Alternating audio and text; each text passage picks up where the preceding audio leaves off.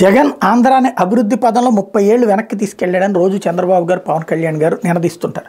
జనాలకు అదేం కనిపించలేదు. ఎందుకంటే 30 ఏళ్ల క్రితం తమ ఆర్థిక వనరు ఏంటో ఇవాళ ఆర్థిక వనరు ఏంటో తెలుసు. 30 ఏళ్ల క్రితం స్కూల్ ఎట్లున్నాయో ఇప్పుడు స్కూల్ ఎట్లున్నాయో తెలుసు. 30 ఏళ్ల క్రితం రోడ్డు ఎట్లున్నాయో ఇప్పుడు రోడ్డు ఎట్లున్నాయో తెలుసు. 30 ఏళ్ల క్రితం ఉపాధి అవకాశాలు ఎట్లుండేయో ఇవాళ ఎట్లున్నాయో తెలుసు. 30 ఏళ్ల క్రితం తిండి ఎట్లుందో ఈరోజు తిండి ఎట్లుందో తెలుసు. కాబట్టి 30 ఏళ్ళు తమ కుటుంబ జీవితంలో వెనక్కి పోవాలి జనం ఎవరు. కానీ 30 ఏళ్ల వెనక్కి ఒక విషయంలో వెళ్తున్నారు. రాజకీయ ప్రతీకార కక్షలు 70ల నాటి బెజవాడ అంటే కోస్తా జిల్లాల్లోని రౌడీయిజం, రాయలసీమలోని ఫ్యాక్షనిజం ఈ రెండు సరికొత్త రూపు సంతరించుకున్నాయి. ఆ సరికొత్త RuPay digital factionism. Social media ఖాతాల్లో వెంటాడి వేటాడి చంపేయటం, హింసించేయటం.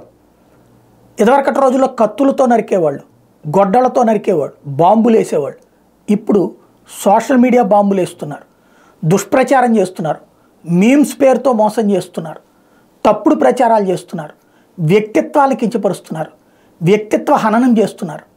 అరాచకమైనటువంటి దుర్మార్గమైనటువంటిది ఆత్మహత్యలకి ప్రేరేపిస్తున్నారు.